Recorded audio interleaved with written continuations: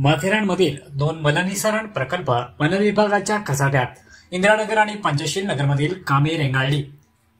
माथेरान या शहरात राज्य मानवी हक्क आयोगाच्या आदेशाने सांडपाण्यावर प्रक्रिया करणारा मलनिःसरण प्रकल्प राज्य सरकारने मंजूर केला आहे. या प्रकल्पात माथेरान शहरात एका वेळी 6 ठिकाणी प्रकल्प उभारले जाणार आहेत.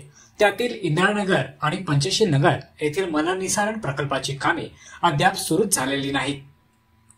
दरम्यान संबंधित दोन्ही ठिकाणी वनजमिनीवर मलनिःसरण प्रकल्प उभारण्यासाठी जमीन प्राप्त होत असल्याने माथेरान शहरातील हा प्रकल्प 2 ठिकाणी रखडला आहे. राज्य मानव हक्क आयोग यांच्या आदेशाने माथेरान शहरात मलनिःसरण प्रकल्प मंजूर झालाय. शहरातील सांडपाणी दरीमध्ये जाऊन परिसर प्रदूषण होऊ नये यासाठी माथेरान शहरातील सांडपाण्यावर प्रक्रिया करण्यासाठी हा प्रकल्प मंजूर करण्यात आलाय.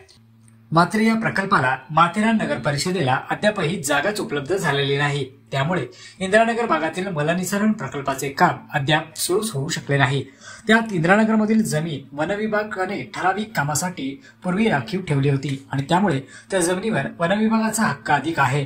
दुसरीकडे मिनी ट्रेन देखील इंदिरानगर भागातून जात असल्याने तेथील वनजमिनीचे प्रश्न जटिल बनले आहेत. दुसरीकडे शहरातील पंचशील नगर भागातील मलनिःसरण प्रकल्प देखील वनजमिनीमुळे अडचणीत आला आहे. तेथील वनजमिनीवर मलनिःसरण प्रकल्प होण्यासाठी सदरची वनजमीन पालिकेला मिळावी यासाठी कोणतीही कार्यवाही पालिकेने केली नसल्याने तेथील मलनिःसरण प्रकल्प देखील अडचणीत आला आहे. मुंबई डेडलाईन 24 साठी नितीन पारधी, कर्जत.